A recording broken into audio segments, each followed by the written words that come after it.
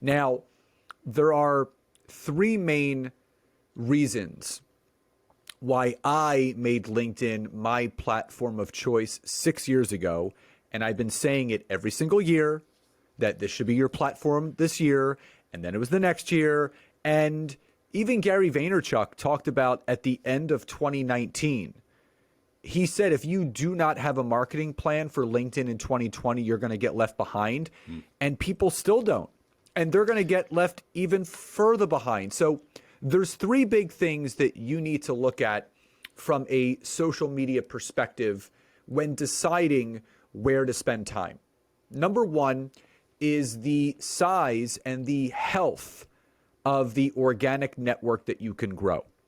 Now, when you look at Facebook, you're only allowed 5,000 friends. And I put that in air quotes because are they really friends? They could be acquaintances, people you ran into at the grocery store, you went to college with 20 years ago, you graduated from high school with that you never spoke to.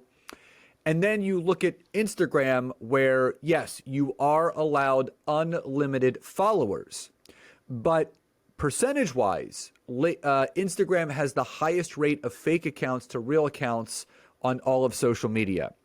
Now, when you look also, I just want to interject, very saturated. Yeah. Both Facebook and Instagram, you're going to have a hard time building an organic audience there right now. Well, you're completely right. And Facebook is the barbecue of social media. That's where people go to commiserate, to hang out, to share what's going on about their life. Instagram is the home of the narcissist. So Instagram is where people go narcissistically to share their life. I call it the Real Housewives or Bravo TV of social media. It's showing this narcissistic, amazing, picturesque, perfect life, not even like no negative things at all. Everything is fine and dandy and beautiful. Now, I'm not saying, be a negative person on social media, but I can guarantee you no one's life looks that perfect. And that's why I have a love-hate relationship with Instagram, because of the narcissism that's going on there.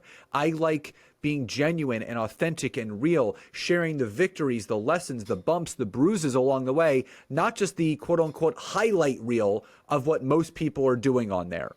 Now, I think being vulnerable needs to be part of your strategy wherever you're honed in on. I agree with you there.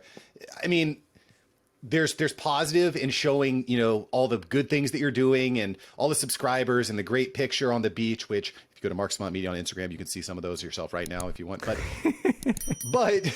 I found this very true with Shay Rowbottom, who's crushing it on LinkedIn. Thanks for watching Mark Savant Media. Here we're going to help you create a better content in less time and turn that attention into income. If you love this video, you're going to love these videos here. Click the one. Me and my team specially selected this just for you. Click the link. Check out the video. I'll catch you here next time on Mark Savant Media.